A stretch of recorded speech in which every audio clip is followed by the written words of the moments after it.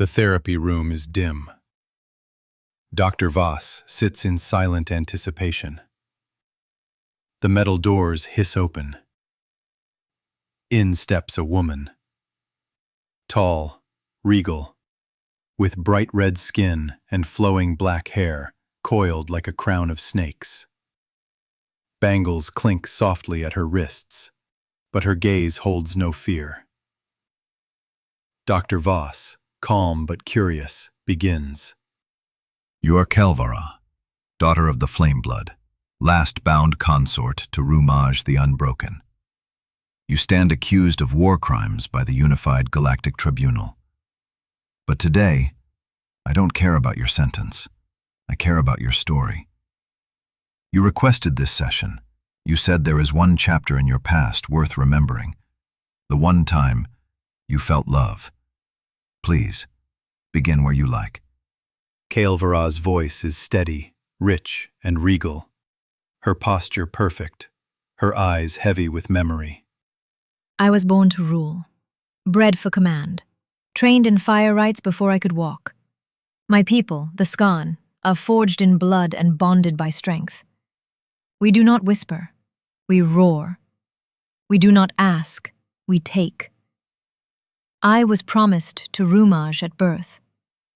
He was not my first, but he was my last. He towered over all, even our war beasts. His fists ended arguments. His eyes claimed what his hands would later break. I wore the crown of ash beside him. I smiled when he demanded it. I bled when he needed proof of loyalty. Dr. Voss, gently. Did you love him? I obeyed him. That was all our kind called love. Then the humans came. Vorr'Kas is a cursed jewel. Iron-rich mountains, deep rivers, a sun that burns the skin from the weak. The Skarn made it home through war. We tore empires down with stone blades and teeth. We had never seen rifles. We had never heard the silence of human strategy. They came in the night, silent, watching. Ghosts with eyes that glowed. I didn't know then, but a squad had infiltrated the fortress, disguised as servants, shadow walkers, bone collectors. One of them watched me. He thought I couldn't sense him. He was wrong. She let the silence stretch, a rare softness flickering in her expression. It was the second night. Rumaj had thrown a chalice across the chamber, missed me by inches. I said something he didn't like, probably about the concubine he left in my bedchamber. I needed the river. I needed silence. The river cuts through the fortress walls our ancestors built around it. Kael'Vara's voice shifted, low and distant, like she was there again, speaking through memory instead of breath. That night, the air hung still. Vorr'Kas had many rivers, but only one bled through the fortress. Rasul, we called it, the god vein. A narrow cut of black water coiled like a serpent through ancient stone. The fortress walls bowed around it, carved by hands long dead. Moss clung to the stone like old regrets.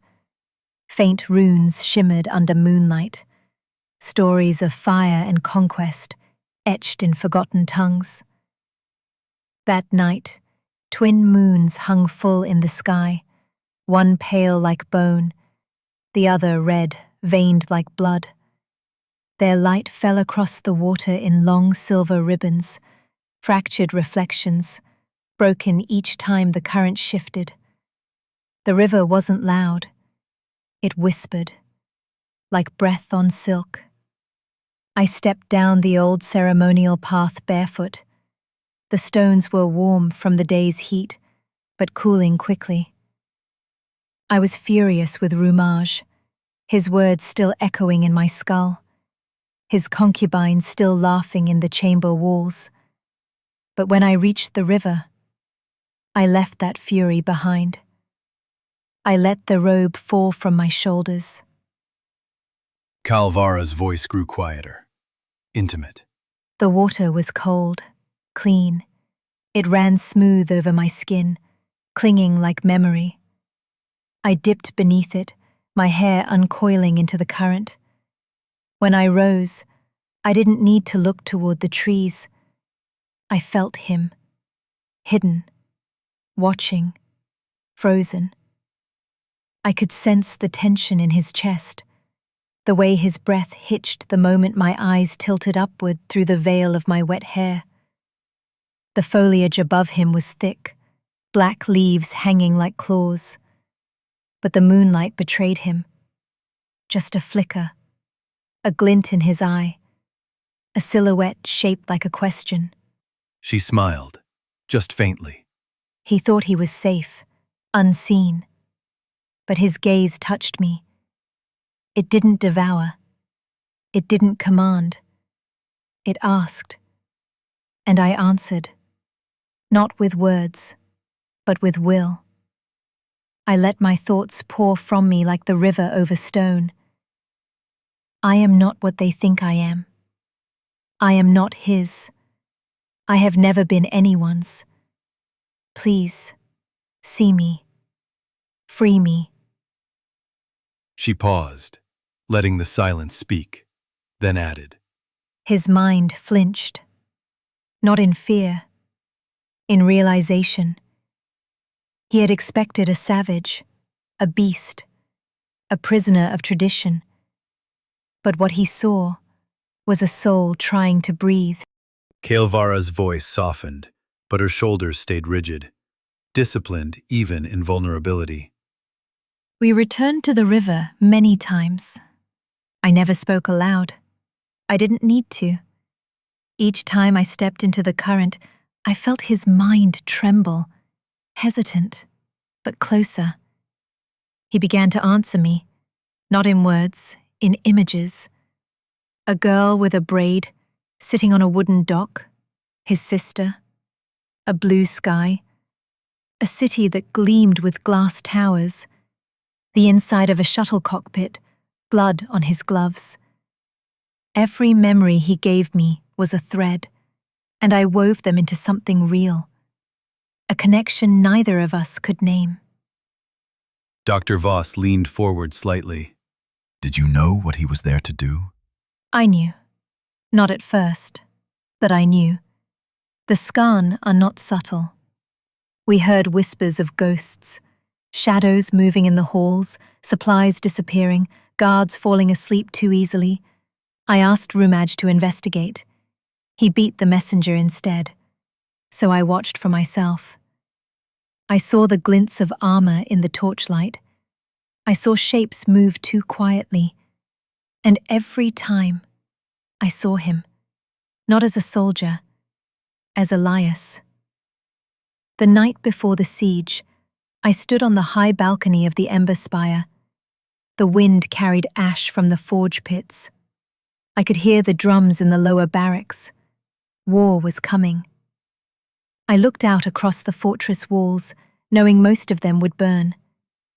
And I felt him, one last time, by the river. She paused, fingers tightening just slightly in her lap. I didn't bathe that night. I just stood in the water, waist deep, letting the cold wrap around me. He didn't hide. He stood there, in the open. I stepped to him. No words, no blades, no chains. I reached up and touched his face. It was the first time I touched a being without bracing for pain. He didn't flinch. He closed his eyes. Dr. Voss spoke softly. Did he try to stop the mission? He couldn't. He was the mission. Captain Elias Rhane, Tier 1 infiltration lead. His orders were clear. No survivors. End the line of Skarn leadership. I was a high-value target. His primary directive. He should have killed me in my sleep. Instead, he kissed me. Just once. Then he said, "Tomorrow, we both die." And he walked away. Kael'Vara's voice hardened, not with anger, but with the weight of finality. The next dawn came red, not from the sun, but from the fires. The humans struck fast. Precise detonations shattered the outer walls. Poisoned smoke curled through the barracks. Pit traps collapsed under war beasts. Arrows were useless. Our numbers were meaningless. I stood on the war platform, beside Rumaj, draped in ceremonial steel. He didn't flinch. He smiled. He lived for war. And then he saw Elias, not in armor, no helmet, just black recon fatigues, and that calm, haunting stillness I had come to know too well. Rumaj stepped forward, pulling his flame blade from the pyre altar. "That one is mine," he said, and leapt. Dr. Voss, tense now, asked, What did you do? I followed. I dropped my crown, my title, my bloodline. I ran after the only man who had never laid a hand on me in cruelty. Rumaj and Elias fought beneath the old spire, stone cracking under each blow. The king was stronger, taller, born in war, but Elias, he moved like shadow. He dodged, baited, countered. He drew blood. Rumaj roared. His blade caught Elias's ribs, cut deep. He staggered, breath hitching. I screamed. I stepped in. My spear found Rumaj's shoulder, deep enough to slow, not kill. He turned on me. I thought he would end me right there. But Elias moved. Kael'Vara's voice trembled just slightly. He lunged forward, pulled Rumaj into a grapple, too close for the blade, and then he drew his own. Not a clean thrust, not a soldier's kill. He rammed the sword through his own chest and into the king's heart. They fell together, two titans crashing in silence, blood on the stone. Dr. Voss whispered. He sacrificed himself. For you? Kael'Vara closed her eyes. For a moment with me, for the hope that I might know something better than chains. Kael'Vara spoke slower now. Every word was a stone laid gently on memory's altar. I dropped to my knees between their bodies. The king's blood pooled into the dust. It hissed against the heat. His last breath was no roar, only silence. Elias was still, his eyes open but not seeing. I touched his chest. His heart had stopped. But I swear, for 1 second longer, his soul stayed, long enough to feel me. I felt his squad approaching, 6 shadows at a run, guns raised, orders ready. I should have died. I was the last target. But I didn't flinch. I didn't reach for a weapon. I reached into their minds. She closed her eyes, letting her voice take on the faint rhythm of memory. I showed them what I saw. The nights by the river, the bond we shared. The way he smiled at me when he thought no one could see. The moment he chose love over survival. And the moment I chose him over blood. One of the soldiers dropped his weapon. Another whispered, "She tried to save him." Their leader, a woman with white hair and a scar across her brow, gave the order. "Detain her, no execution." That mercy was not protocol. It was his legacy. Dr. Voss, voice gentle but probing. Why did you want to tell this story now? Kael'Vara looked directly at him, for the first time truly present in the room. Because I am many things, Doctor. A traitor, a killer, a prisoner. But for one moment in my life, I was loved, not claimed, not possessed, not displayed. Loved. And I loved in return, not in the way of my people, through scars and trials, but in silence, in shared breath, in a single hand on a tear-streaked face. Elias Rhane showed me that even a weapon can be warmed by the right touch, that even a creature like me can be more. Dr. Voss nodded slowly, then leaned back and spoke into his recorder. Patient log complete. Subject Kael'Vara exhibits full memory retention, controlled emotional delivery, and no signs of deception. Psychological profile updated. New classification. Sentient integrity under emotional reformation. She is no longer the weapon we expected.